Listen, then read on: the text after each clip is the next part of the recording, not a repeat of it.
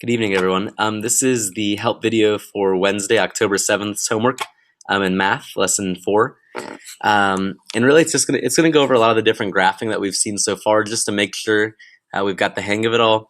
Kind of just a last second. We're just gonna kind of check over and make sure we understand all this stuff. So it looks mostly at bar graphs, at tally charts, and you also see some pictographs here, which you guys have had a lot of practice with over the last few days. And really what's different about this homework is that we're going to focus more on being able to find important information when we're looking at our graphs.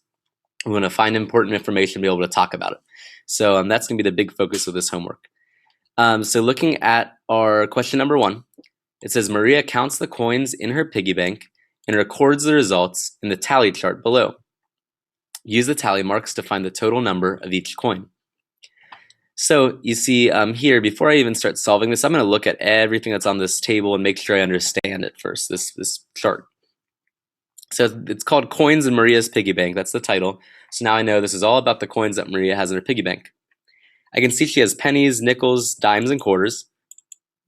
And each tally mark, each little mark, is going to count as one coin. So she's got 1 penny here, 1 penny here, and so forth. And we know just from our tally marks, when you've got 4 tally marks with a line through it, that's 5. So you, what we need to do here is, it says use the tally marks to find the total number of each coin. So we're just trying to find out how many pennies does Maria have, how many nickels does Maria have, how many dimes does she have, and how many quarters. At this point, I would stop the video and I would count these up by 5s.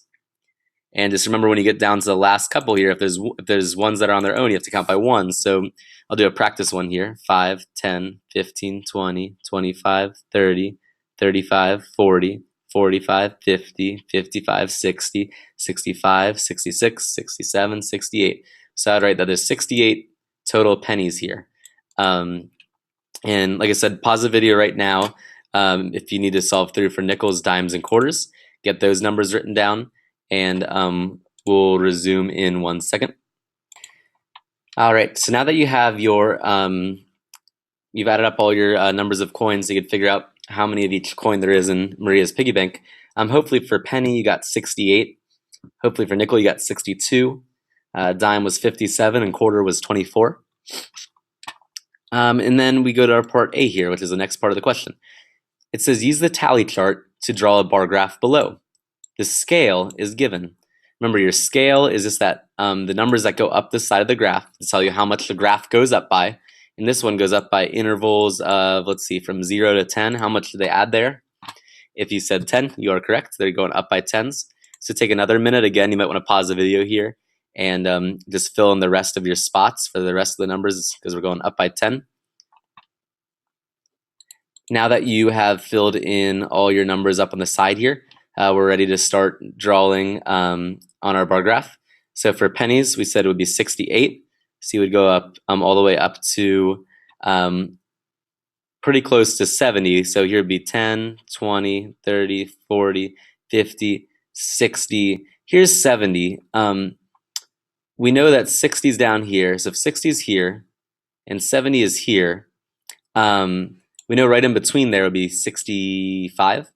So if we're at 65, a little bit higher, it would be 66, 67, 68. So somewhere just close to this 70 bar is fine for now.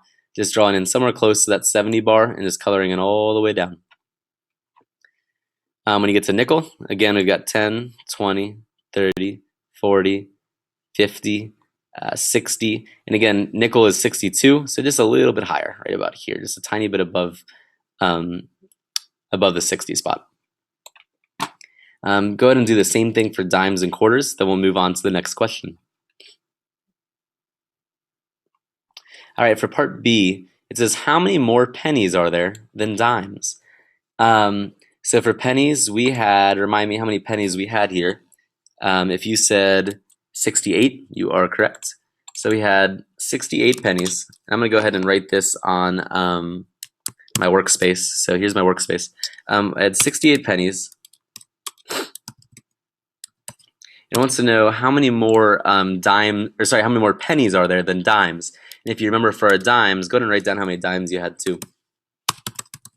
I counted 57 dimes. And it wants to know how many more pennies are there than dimes. So what that really is saying is how many more, if let's say for example I have 57 dimes, how many more dimes would I need to have the same amount of dimes as I do pennies?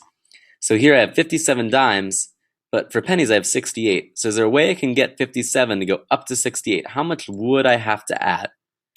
That can tell us how many more dimes there are, or sorry, that can tell us how many more pennies there are than dimes. This is just one way to solve it. So if I'm at 57, I would kind of do my adding up strategy here.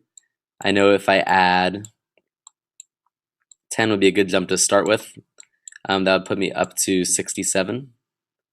I'm trying to get up to 68. So I'm at 67. One more would put me at 68.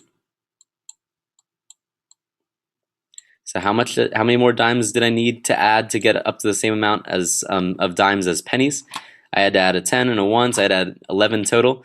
So my answer would be 11 more.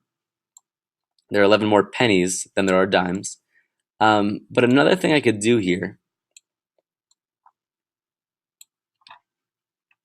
let me go to my eraser for a second and make some more space.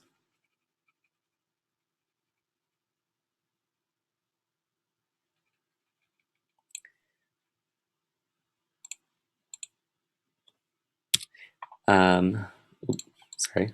Okay, another thing I could do to solve this problem is I've got 68 pennies, like we said, and 57 dimes. So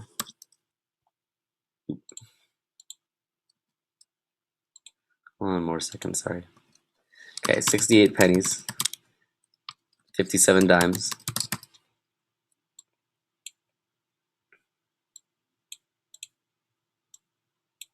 So I've got 68 pennies and 57 dimes. Really, if I have 68 pennies, if I had minus 57, if I took away 57, in other words, the amount of dimes I do have, whatever is left would be how many more pennies I do have than dimes. So you could do 68 minus 57. You'd wind up doing the exact same adding up strategy that we talked about.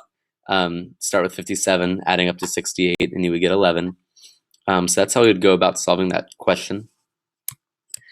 Going back to, let's look at part C here for a second.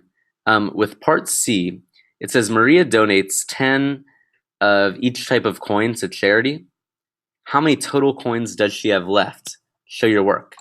So going back to our numbers here, we know we have 68 pennies, 57 dimes.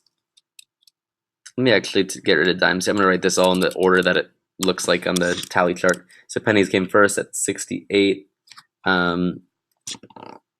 Oops, sorry, let me switch screens here. Pennies came first at 68. The nickels at 62. 57 dimes and 24 quarters. So what the problem was telling us, let's read back at the problem for a second.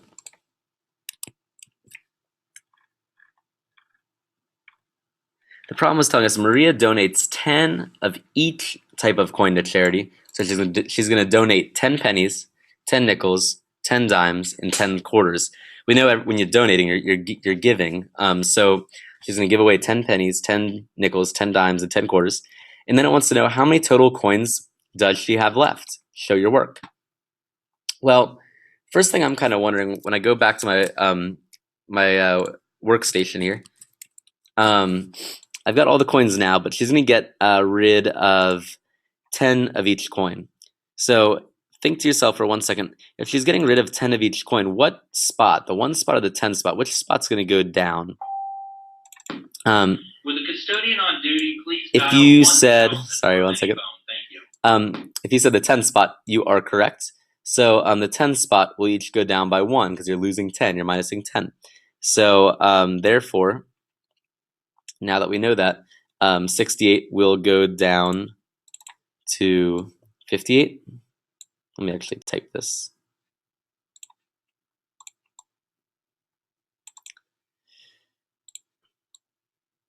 And I actually have 10 seconds left on this video, so what I'm going to do is I'm going to stop here, and then I will record another video that continues off of where we are right now.